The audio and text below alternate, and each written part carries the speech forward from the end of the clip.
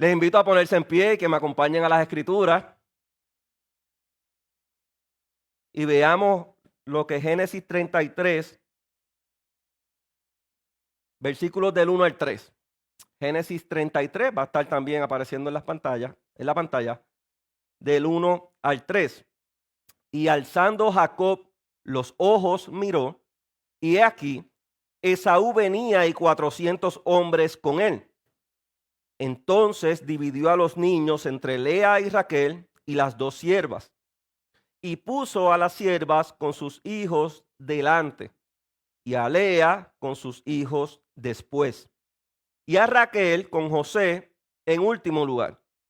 Y él se les adelantó y se inclinó hasta el suelo 7 veces hasta que llegó cerca de su hermano.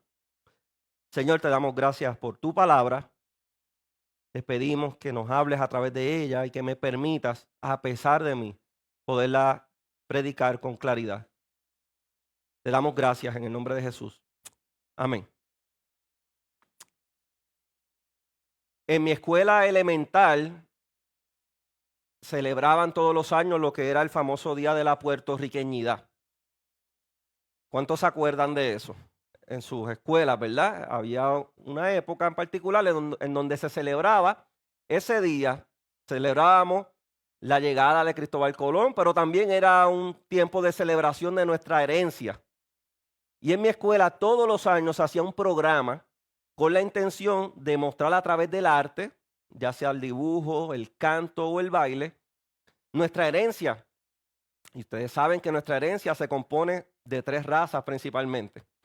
Así que nos dividían a los estudiantes en grupos, ¿verdad? De acuerdo a la raza que íbamos a representar.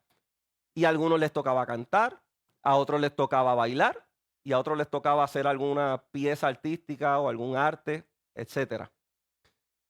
Yo tenía muchos amigos, fui muy popular en mi escuela elemental, así que cuando nos dividían yo sufrí mucho esa división porque eso implicaba muchas horas de ensayo, de práctica y de tiempo para jugar con mis amigos. Así que muchos de mis amigos, al ser clasificados, les tocaba pertenecer al grupo de los españoles.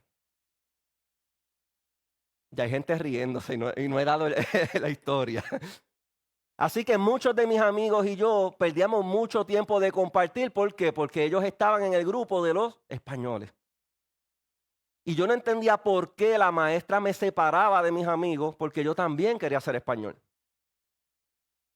¿Está bien?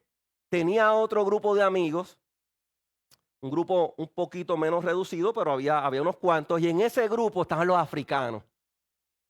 Y se pasaba bien con los africanos, eran bien buena gente. Pero entonces había un tercer grupo que era el grupo donde menos gente había. 3 o 4 nenas y 2 varones. Era el grupo de los indios. Y yo por muchos años viví bien frustrado y con muchas preguntas en mi vida. ¿Por qué yo nunca he podido ser español? ¿O por qué ni tan siquiera, Miguel? ¿Por qué tan siquiera no me dejan ser africano? Y con el paso del tiempo fui viendo y dándome cuenta de que no era un asunto de la maestra conmigo. Era un asunto de que mis características físicas reflejaban una verdad. Yo no era español, aunque algo de español tendré que tener. Yo no era de los africanos, era de los indios. Así que mis características significaban una sola verdad. Que dentro de esas 3 herencias, la que predomina en mí es la indígena. Así que desde kinder, para terminar el cuento, hasta sexto, fui indio. Con el taparrabo cada vez más corto, pero seguí siendo indio. Y así como mis características significaban una sola cosa, una sola verdad, hoy vamos a estar viendo cómo debe lucir una vida que ha tenido un encuentro con Dios. Una vida que ha tenido un encuentro transformador con Dios se va a manifestar con unas características particulares. La semana pasada, ¿se acuerdan el capítulo 32? Íbamos viendo ya poco a poco ese encuentro, preparándose a Jacob para ese encuentro con su hermano Esaú, pero hubo unos versículos interesantes y el pastor enfatizó en que esto marcaba un giro en esta historia y fue el momento en donde Jacob tuvo una lucha física con Dios. Esta lucha, este encuentro produjo que Jacob fuera transformado. Allí Jacob tuvo un encuentro personal con Dios, pudo reconocer su necesidad y experimentó una transformación total, al punto de que ya no sería llamado Jacob, sino Israel. En la mañana de hoy, la intención es que podamos ver cómo ese encuentro con Dios luce en la vida cotidiana. Y vamos, obviamente, a usar de ejemplo la vida de Jacob. Así que, ¿cómo luce una vida transformada? Les invito a que vayamos al texto. Génesis 33, versículo 1. Y alzando Jacob los ojos, miró, y he aquí Esaú venía y 400 hombres con él. Entonces dividió a los niños entre Lea y Raquel y las dos siervas, y puso a las siervas con sus hijos delante, y a Lea con sus hijos después, y a Raquel con José en último lugar. Si se acuerdan, la semana pasada vemos a Jacob separando el campamento en dos grupos. Y aquella separación implicaba que si un grupo era atacado, la intención era que el otro grupo pudiera sobrevivir. En esta ocasión, la palabra dividió no está implicando una separación, sino está hablando de una organización en donde Jacob va de camino a encontrarse con su hermano Esaú, y en este momento no estamos separando, sino más bien estamos organizando ese trayecto, y vemos el orden en el que Jacob organiza a la gente. Organiza a la gente primero poniendo a Lea y a Raquel. Primero pone versículo 2 a la sierva con sus hijos delante, luego pone a Lea con sus hijos después y a Raquel con José en último lugar. Algunos piensan que desde aquí comenzamos a ver cierto favoritismo de Jacob hacia José, pero la realidad es que hemos visto en capítulos anteriores que la Biblia dice que Jacob amaba a Raquel. Y por lo tanto, ¿de quién era hijo José? De Raquel. Así que había un afecto especial ahí, ¿verdad? En José. Y vemos en el versículo 3, y él se les adelantó, hablando de Jacob, y se inclinó hasta el suelo 7 veces hasta que llegó cerca de su hermano. ¿Qué nos está enseñando este pasaje? Lo primero que vemos en este pasaje es que una vida transformada por Dios es una vida que se arrepiente de su pecado. Una vida transformada por Dios es una vida que se arrepiente de su pecado. ¿Dónde vemos el arrepentimiento? Bueno, cuando vemos, estamos hablando de Jacob, hermano. Jacob, el mismo que robó la primogenitura de su hermano. El mismo que engañó a su padre para robar la bendición. Ese mismo Jacob que tuvo que huir a Padán Aram porque su hermano lo quería asesinar. Luego de muchos años, vemos a ese mismo Jacob enviando un presente, unos animales, como regalo a su hermano, preparándolo para ese encuentro.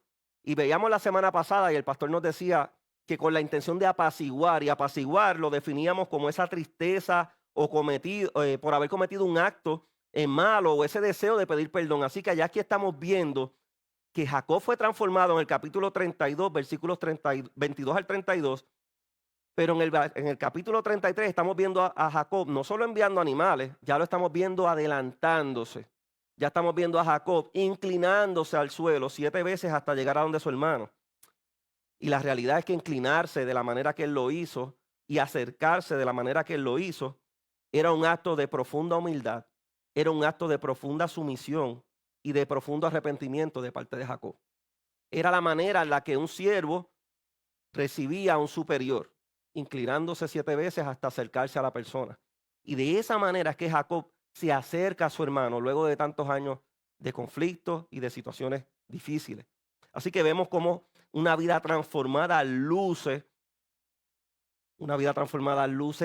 arrepintiéndose del pecado. Vemos que una vida transformada es aquella que se arrepiente del pecado.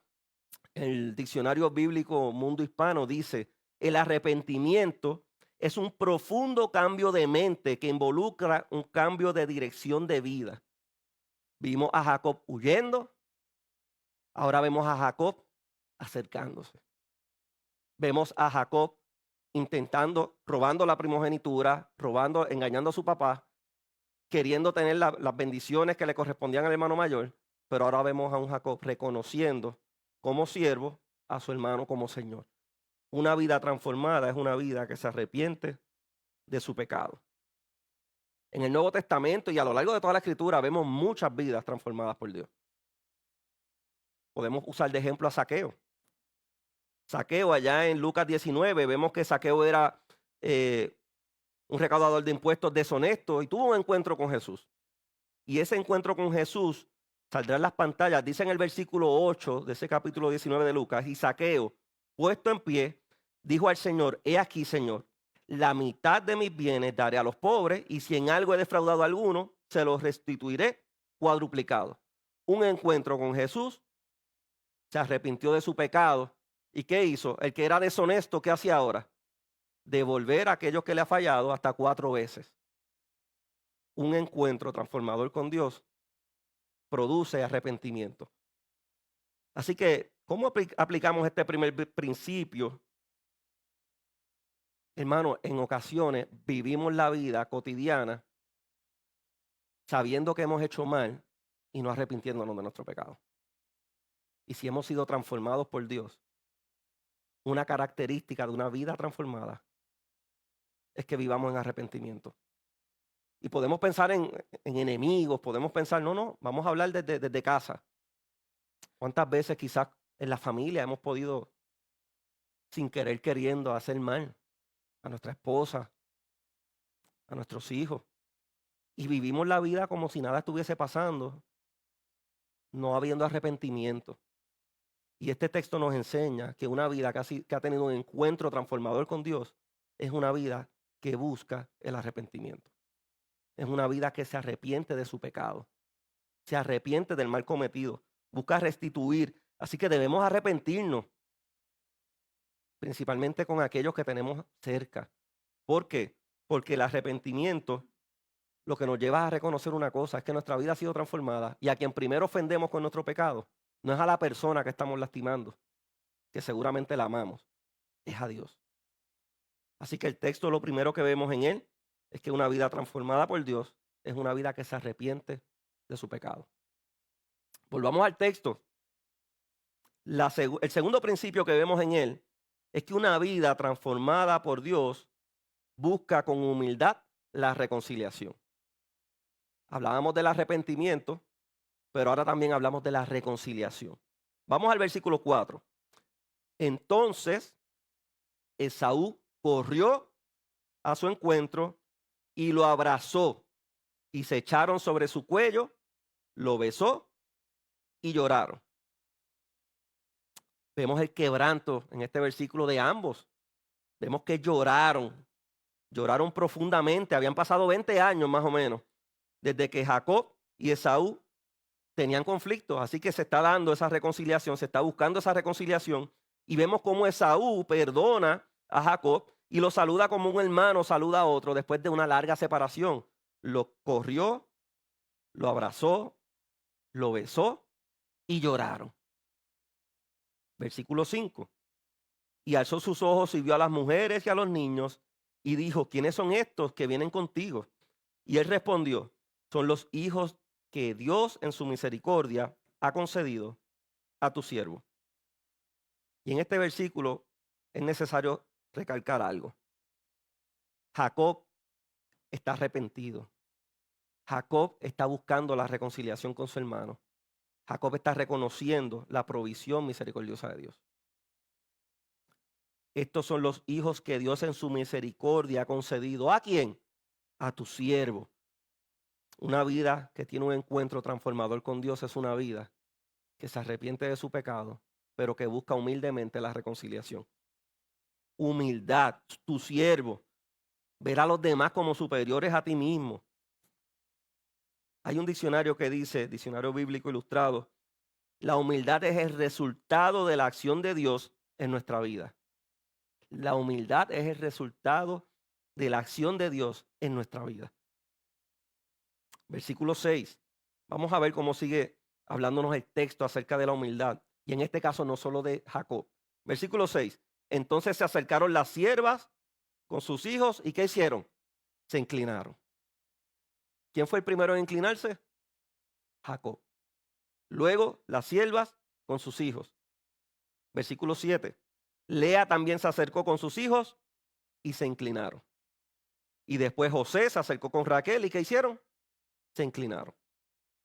El texto nos muestra que no solo Jacob se inclinó, sino también las siervas y sus hijos, Lea con sus hijos y Raquel con su hijo. Y esto representa un acto de humildad, de humillación por parte no solo de Jacob, sino también de su familia, quienes hicieron lo mismo que hizo Jacob. Se acercaron y se inclinaron. Versículo 8.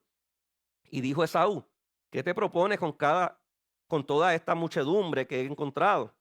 Y él respondió, hallar gracia ante los ojos de mi Señor. Cuando hablamos de hallar gracia, estamos hablando de un ruego humilde por transformar la ira en paz, demostrando arrepentimiento y la restauración de una relación fraternal. Esto no era solo un intercambio de animales. No era solo te envío animales para que me perdonen. No, no, no. Genuinamente queremos la paz. Genuinamente queremos. Reconocemos que hemos tenido un encuentro con Dios, nos hemos arrepentido de nuestro pecado y queremos reconciliar la relación con mi hermano. Eso es lo que estamos viendo en la vida de Jacob, y no solo de Jacob, sino también de su familia. En aquella cultura, los regalos no eran aceptados por parte de los enemigos. Yo le podría enviar a Miguel unos cuantos regalos, pero si Miguel y yo no teníamos una relación, esos regalos no tenían que ser recibidos. ¿Y por qué digo esto? Porque el versículo 9 dice, pero Esaú dijo, tengo bastante, hermano mío, sea tuyo lo que es tuyo. Y miren la respuesta de Jacob, versículo 10. Mas Jacob respondió, no te ruego que si ahora he hallado gracia ante tus ojos, tomes el presente de mi mano, porque veo tu rostro como uno ve el rostro de Dios, y favorablemente me has recibido. En el capítulo anterior veíamos cómo Jacob luchó con Dios, tuvo un encuentro con Dios y fue favorecido, sobrevivió. Y él está comparando ese evento a este evento de encontrarse con su hermano. Él no sabía si lo iban a matar. ¿Y qué él está diciendo aquí? Él está diciendo, porque veo tu rostro y como uno ve el rostro de Dios y favorablemente me has recibido. Al igual le pasó con Dios en el capítulo 32. Estamos viendo en el capítulo 33 que él ve el favor de Dios a través de la respuesta de su hermano. Por lo tanto, fue recibido favorablemente. ¿Y qué dice el versículo 11? Acepta, le dice Jacob, te ruego el presente que se ha traído, pues Dios me ha favorecido porque yo tengo mucho. Y le insistió. ¿Y qué hizo Esaú? Lo aceptó. Y con este aceptar estamos viendo a Jacob traer no solo un presente, no tan solamente tirar el puente hacia la reconciliación, sino que estamos viendo cómo la reconciliación se sella con esa aceptación de parte de Esaú. Una vida que tiene un encuentro transformador con Dios, se arrepiente de su pecado, y una vida que tiene un encuentro transformador con Dios, busca humildemente la reconciliación. El tema de la reconciliación es un tema que vemos a lo largo de la Escritura. Si me acompañan a Mateo capítulo 5, si no, lo pueden ver en las pantallas, va a estar proyectado. Mateo capítulo 5, versículos 23 y 24, dice el texto. Mateo 5, por si acaso lo están buscando, 23 y 24. Por tanto, si estás presentando tu ofrenda en el altar y allí te acuerdas que tu hermano tiene algo contra ti, y fíjese bien, no está diciendo si tienes algo con tu hermano, está diciendo si te acuerdas que tu hermano tiene algo contra ti, deja tu ofrenda en el altar y ve, reconcíliate primero con tu hermano y entonces ven y presenta tu ofrenda. No estamos hablando de que pues no puedo ofrendar. No está diciendo eso el texto. ¿Qué está diciendo el texto? Deja tu ofrenda allí, arregla con tu hermano y regresa y presenta tu ofrenda. Es decir, hazlo con prontitud. Busca la reconciliación con prontitud. Así que una vida transformada, busca la reconciliación con aquellos que se tengan asuntos pendientes. Ahora, la reconciliación no proviene de nosotros. Son características de un encuentro transformador con Dios. La reconciliación surge del cambio en el hombre y este cambio es inducido por la acción de Dios. La reconciliación requiere humillación, requiere humildad. Y eso es lo que estamos viendo en la vida de Jacob. Hermanos, al buscar la reconciliación, tenemos que ser humildes. Y les estoy dando esta segunda enseñanza, no como experto, sino porque lo estoy viviendo. En ocasiones uno hace mal, se arrepiente, se reconcilia, pero en ocasiones uno no necesariamente ha hecho mal. Y aún así hay situaciones en donde a quien demanda a Dios que busque la reconciliación, al que ha tenido el encuentro transformador con Él. Así que la Biblia dice en Filipenses capítulo 2, versículos 3 y 4, Filipenses 2, versículos 3 y 4, nada hagamos por egoísmo o por vanagloria, sino con qué actitud, humilde. Cada uno de nosotros considere al otro como más importante que a sí mismo, no buscando cada uno sus propios intereses, sino más bien los intereses de los demás. Así que si hemos tenido un encuentro con Dios y nos hemos arrepentido de nuestros pecados, ahora nos resta buscar la reconciliación con aquellos que tengamos asuntos pendientes. Y hoy es un buen recordatorio para evaluar cómo está nuestra vida a la luz de este principio. ¿Cómo está usted? ¿Cómo estoy yo? ¿Cómo están aquellos que nos están viendo a través de las redes? ¿Hay asuntos pendientes? ¿Hay asuntos por arreglar? Hay una invitación a buscar la reconciliación. Y eso va a requerir una actitud humilde de parte de nosotros. Una actitud en ocasiones de humillación. Me viene a la mente un pasaje en Filipenses en donde Jesús es nuestro ejemplo. Allá pues en vosotros, ¿se acuerdan? Este sentir como en Cristo Jesús, el cual siendo igual a Dios, no estimó ser igual a Dios como cosa que aferrarse. ¿Qué dice el texto? Sino que se despojó a sí mismo tomando forma de hombre, haciéndose semejante a los hombres y se humilló. Su nombre fue exaltado para que en su nombre toda rodilla se doble y reconozcan que Jesucristo es el Señor. Filipenses capítulo 2, versículo 5 al 10, si no me equivoco. Me disculpan si me equivoco, pero está por ahí. Así que allá pues en nosotros este sentir como en Cristo Jesús.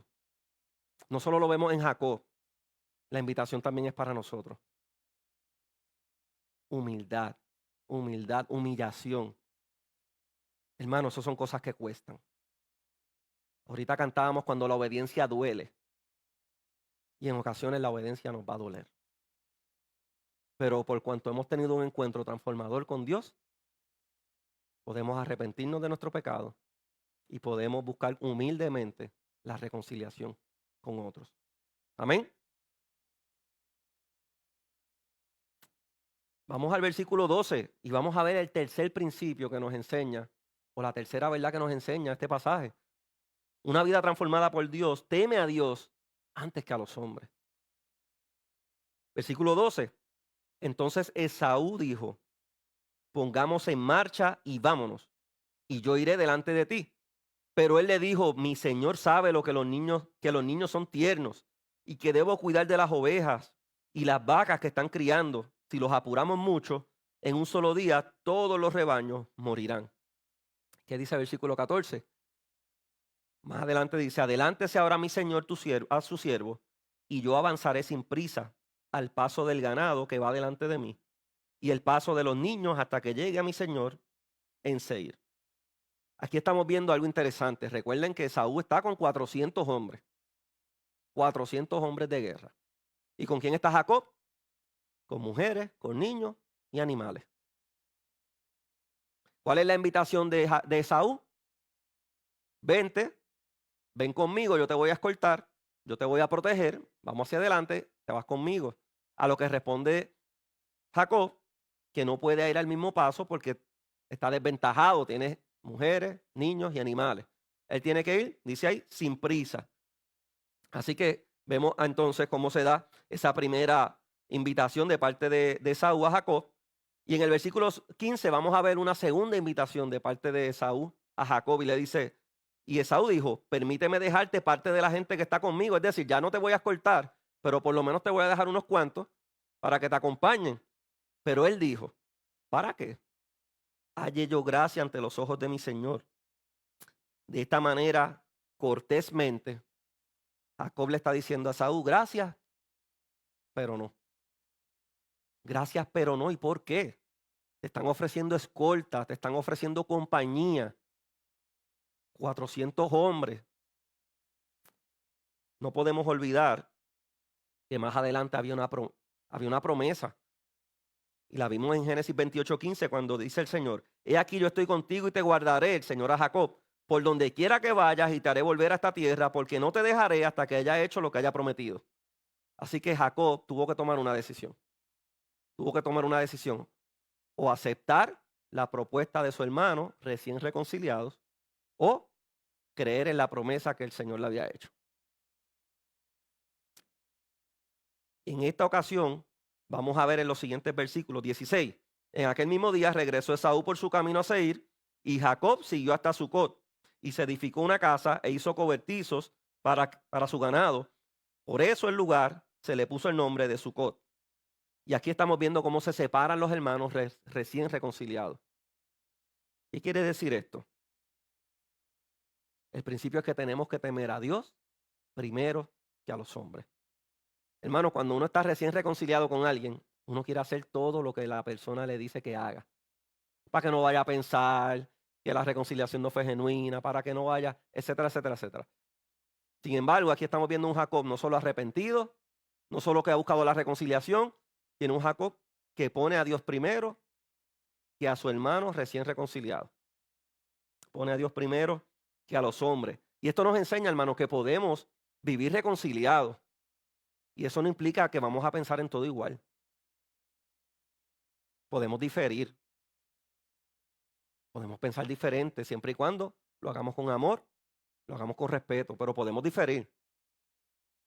Podemos diferir. Y esto es lo que estamos viendo aquí. El Nuevo Testamento nos habla acerca de esto y en Gálatas capítulo 1, versículo 10, dice, ¿por qué? ¿Busco ahora el favor de los hombres o el de Dios? ¿O me esfuerzo por agradar a los hombres? Si yo todavía estuviera tratando de agradar a los hombres, dice Pablo, no sería siervo de Cristo. Entonces, ¿a quién vamos a agradar? En ocasiones, aún siendo creyentes, buscamos la aprobación del mundo. Y en este caso no es una invitación pecaminosa. No le está diciendo, vente, vamos a pecar allá abajo. No, le está diciendo, yo te acompaño, yo te escolto. Habían peligros en el camino. ¿No quieres que te escolte? Está bien, yo te dejo unos cuantos hombres para que te acompañen. No estamos hablando de invitaciones deshonestas, de invitaciones claramente pecaminosas. Estamos hablando quizás de una buena intención. Pero hay que temer primero a Dios que a los hombres. Había una promesa. Y Jacob tenía que decidir o buscar, obedecer esa promesa, o confiar en ella, o confiar en su hermano recién reconciliado. Tenemos que aprender a temer primero a Dios antes que a los hombres. Hace unos años yo trabajaba en una ferretería y yo empecé trabajando como merchandiser. Mis tareas eran acomodar 4 pasillos de mercancía. Yo rellenaba, buscaba en el almacén la mercancía y la rellenaba. Esa era mi tarea. Poco a poco fui buscando en mi tiempo libre otras tareas que hacer y aprendí a conducir el Finger, este motor de 4 ruedas que tiene 2 pullitas que levanta carga. Y me fui y empezaba con una paleta llena de cartones a practicar hasta que dominé hacerlo.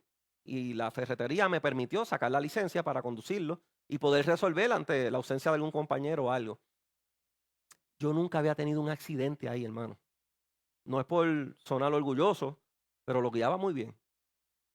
Nunca tuve un accidente. Y un día, el dueño de la ferretería está al lado mío. Y llega un camión y no hay el personal suficiente. ¿Y qué yo hago como buen siervo? Pues yo sé.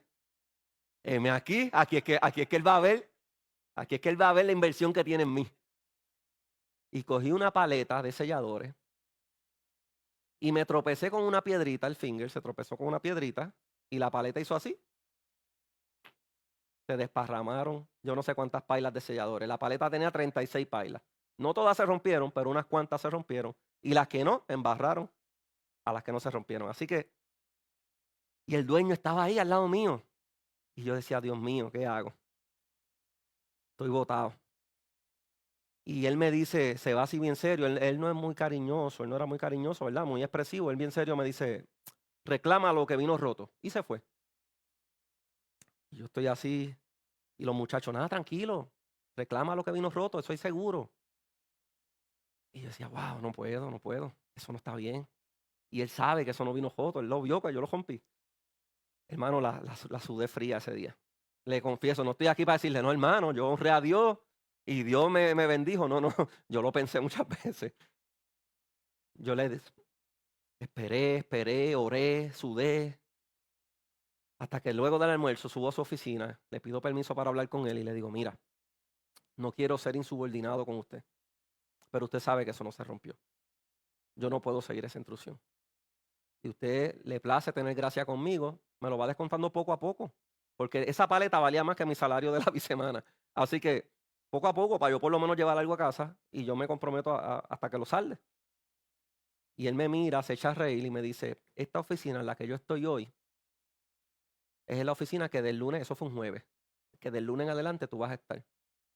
Porque yo necesito a alguien que no que sepa, que sea honesto. Y yo así, o sea, me dijo que no sabía guiar el finger, pero me dijo que era honesto. Y yo, pues, está bien, por lo menos.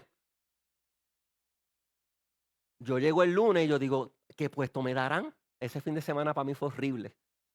Cuando yo llego el lunes, me ponen a cargo de recibir toda la mercancía que llega a la tienda y de procesarla, de entrarla al sistema para que salgan los inventarios de la tienda. Una sola persona tenía esa responsabilidad y me la estaban dando a mí. Yo decía, Dios mío, pero a la verdad que Dios tiene sentido del humor. Hubiera sabido eso antes, hubiera estrellado el finger a la primera curva que cogiera. Pero a Dios le plació que yo fuera probado y fui bien probado. Hay que temer a Dios primero que a los hombres.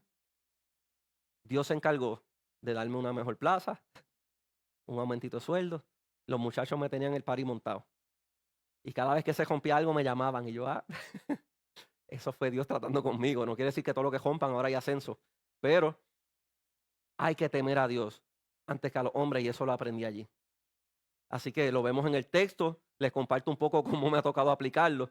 Espero no tener que romper algo más para poder demostrar que temo a Dios. Pero una vida que tiene un encuentro transformador con Dios se arrepiente de su pecado. Una vida que tiene un encuentro transformador con Dios busca humildemente la reconciliación. Y una vida que tiene un encuentro transformador con Dios teme primero a Dios antes que a los hombres. Y ya estamos terminando. El cuarto principio que vemos en este capítulo 33, versículo 18, es que una vida transformada con Dios adora al Dios de Israel. Vamos al versículo 18. Y Jacob llegó sin novedad. Sin novedad significa después de un largo viaje, desde Parán a Arán, después del reencuentro con su hermano, que no sabíamos cómo lo iba a recibir. Llegó sano, llegó salvo, sin contratiempos, sin pérdidas familiares y reconciliándose con su hermano. Así que llegó Jacob sin novedad a la ciudad de Siquem, que está en la tierra de Canaán, cuando vino de Padán Arán y acampó frente a la ciudad. Versículo 19. La parcela de campo donde había plantado su tienda la compró de mano de los hijos de Amor, padre de Siquem, por 100 monedas. Aquí estamos viendo cómo Jacob no toma la tierra por la fuerza, sino que legítimamente la compra legalmente, demostrando integridad y estableciéndose de manera permanente allí y de manera legítima. Versículo 20, y levantó allí un altar y lo llamó Eloé Israel. Levantar un altar no era un asunto nuevo para Jacob. Ya le había visto cómo sus antecesores acostumbraban a reconocer a Dios levantando altares y adorando a Dios, haciendo sacrificios, etcétera. Así que no era un asunto nuevo para Dios, para Jacob. Mas, sin embargo, el nombre que le da Jacob a este altar es un nombre particular. El Eloé significa Dios de Israel o el poderoso Dios de Israel, reconociendo el cumplimiento de la promesa hecha por Dios, de su cuidado y de su protección.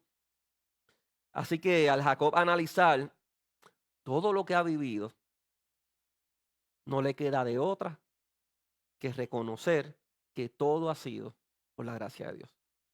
Ahorita decíamos, sí, el bandido que vendió la primogenitura, que robó la primogenitura, el bandido que engañó a su padre. Pero ahora estamos hablando del hombre que temía encontrarse con Esaú, pero que tuvo un encuentro con Dios, que lo transformó. Y en el capítulo 33 vemos cómo se está reconciliando con su hermano, arrepintiéndose de su pecado, buscando con humildad la reconciliación, temiendo a Dios primero que a los hombres. Y estamos viendo cómo él celebra todo esto, reconociendo que todo eso ha sido por la gracia de Dios. El versículo 20 que acabamos de leer y levantó allí un altar y lo llamó él Elohe Israel, no solo está cerrando este capítulo, está cerrando toda una historia porque no se vuelve a hablar de Jacob y Esaú hasta la muerte de su padre, que se vuelven a encontrar. Por lo menos la Biblia no relata que volvieron a encontrarse. Vivían cerca, pero no se volvieron a encontrar hasta la muerte de su padre. Así que no solamente está cerrando un capítulo, sino que está concluyendo toda una narrativa en donde ambos hermanos se reconcilian y con este acto se celebra Jacob levantando un altar, reconociendo que ha sido la gracia de Dios derramada sobre él. Y es interesante porque él, Elohe Israel, el Dios poderoso o el Dios poderoso de Israel, no solo sería el nombre que él tendría de ahora en adelante como persona transformada, sino el nombre que Dios le daría a la nación, al pueblo de Dios, Israel. Hermanos, tenemos que adorar a Dios. Y podemos confundir la adoración con cantar, y cantamos a Dios y lo celebramos, lo reconocemos a través de las alabanzas, exaltamos su nombre. Pero adorar es un estilo de vida, no es una actividad particular, es un estilo de vida que reconoce la gracia de Dios derramada sobre nosotros. Reconoce que mis faltas son muchas, su gracia es mayor. Gloria a Dios por eso. Así que, hermanos, vivamos vida que le reconozcamos a Él. Y esas vidas las vamos a vivir ¿cómo? En obediencia a su palabra. ¿Cómo las vamos a vivir? Viviendo en gratitud a ese Dios que nos ha derramado de su gracia hacia nosotros. ¿Que siempre vamos a estar alegres? No siempre. Pastor Rafa decía que hay momentos en donde nos va a llegar la prueba. Pero es impresionante cómo aún en medio de la prueba Job pudo decir, Jehová dio, Jehová quitó, el nombre de Jehová bendito. Y en el último capítulo, Job pudo decir, de oídas te había oído, pero ahora mis ojos te ven. Podemos, a pesar de las circunstancias, reconocer a Dios, porque Dios es digno de toda nuestra alabanza, de toda nuestra adoración. Él es el Dios de Israel. Adoremos al Dios de Israel. Así que, para aquellos que nos ven a través de las redes, aquellos que están entre nosotros, ¿qué hemos visto hoy en Génesis 33 del 1 al 20? Que una vida transformada por Dios es una vida que se arrepiente de su pecado. Una vida transformada por Dios es una vida que reconoce, que busca humildemente la reconciliación. Una vida transformada por Dios es una vida que teme a Dios antes que a los hombres. Y una vida que tiene un encuentro transformador con Dios es una vida que adora al Dios de Israel. Y si lo analizamos, adoración, confianza en Dios, buscar la reconciliación aun cuando yo no haya hecho nada malo, arrepentirme aunque yo no le haya hecho mal a la otra persona. Hermano, eso es difícil. Eso no es fácil. Es aún fallando y nos cuesta pedir perdón. Yo esta semana, en algún momento, no traté a mi esposa como debería. Y lo sabía y estuve todo el día pensando cómo yo me iba a acercar, le decía a los jóvenes ahorita en la clase, a pedirle perdón. Porque no era correcto que yo predicara aquí hoy de una vida transformada y que ella esté sentadita allá, viendo que esa vida transformada no la está viendo en casa. Y le hablé al pastor. Usted sabe que cuando la cosa aprieta, el pastor siempre, los pastores están ahí para nosotros. Le dije, pastor, no trate bien a Cristel. Con algo que le dije, tengo que pedirle perdón. Y me dijo, pues papá, brega eso urgentemente. Eso fue como el mediodía, más o menos. Y dieron las 10 de la noche. Los nenes ya dormidos. Y decía, Dios mío, ¿cómo hago? Ya mismo se me duerme ella. Y no quiero predicar así. No debo predicar así. Y yo la miro así, dice, con el jabito del ojo, tú sabes. Estábamos acostados, la miro. Y ella estaba viendo una serie o haciendo algo en el celular. Y yo tratando de ver qué estaba haciendo, a ver si era algo importante para no interrumpirla. Y la miro y no logro ver qué estaba viendo. Yo digo, wow, ¿cómo hago? ¿Cómo hago ese...? Y yo muy serio porque hay que mantener la postura, ¿usted me entiende? Hay que... Tampoco es... Yo digo, cuando pueda tenemos que hablar. Y ella apagó el celular y me dijo, ajá, dime. Y yo ahí empecé a llorar. Perdóname. Sé que no te traté bien. No era contigo la cosa. Perdóname. Y lloramos, y lloramos. Pero aún pidiendo perdón, yo estaba como que, mala mía. Una vida transformada luce así. Es imposible lucir así si no hemos sido transformados. Es imposible. Necesitamos que Dios nos transforme. Lo necesitamos. Y mi esposa está más cerquita de lo que yo pensé, no la había visto. Yo miré para allá y como no te vi, yo dije, pues voy a hablar de ella. Hermano, después de hoy, nada. Señor me ayude, ahora sí estoy sudando. Segunda de Corintios. Ay, Segunda de Corintios, capítulo 5, versículo 17. De modo que si alguno está en Cristo, nueva criatura es. Las cosas viejas pasaron y aquí todas son hechas nuevas. Un encuentro con Cristo no arregla tu vida. Un encuentro con Cristo transforma tu vida. Lo que eras, dejas de ser. Eres una nueva criatura en Cristo. Las cosas viejas pasaron y aquí todas son hechas nuevas. Y todo esto procede de Dios, dice el texto, versículo 18, quien nos reconcilió consigo mismo por medio de Cristo y nos dio el ministerio de la reconciliación. A saber que Dios estaba en Cristo reconciliando al mundo consigo mismo, no tomando en cuenta a los hombres sus transgresiones, y nos ha encomendado a nosotros la palabra de reconciliación. Por tanto, somos embajadores de Cristo, como si Dios rogara por medio de nosotros. En nombre de Cristo os rogamos, y lo mismo que Pablo rogaba, lo rogamos hoy nosotros en nombre de Cristo, reconciliados con Dios. ¿Por qué? El versículo 21 nos dice el por qué. Porque al que no conoció pecado, le hizo pecado por nosotros para que fuéramos hechos justicia de Dios en él. Una vida transformada es una vida que se arrepiente de su pecado. Una vida transformada busca humildemente la reconciliación. Una vida transformada teme a Dios antes que a los hombres. Una vida transformada adora a Dios. Pero para que todo eso pueda lucir en tu vida necesitas reconocer que al que no conoció pecado, se hizo pecado. Y ese es el Evangelio. Una buena noticia. Hay perdón, hay esperanza, hay vida eterna. Pero para eso hay que hablar de una mala noticia. Si tú no has tenido un encuentro transformador con Dios, tú estás separado de Dios. La Biblia dice que eres enemigo de Dios. Es imposible que puedas lucir, como vimos en el capítulo 33 que lució la vida de Jacob. Necesitas entender que al que no conoció pecado, se hizo pecado por ti. Para perdonarte, para salvarte, para hacerte una nueva criatura.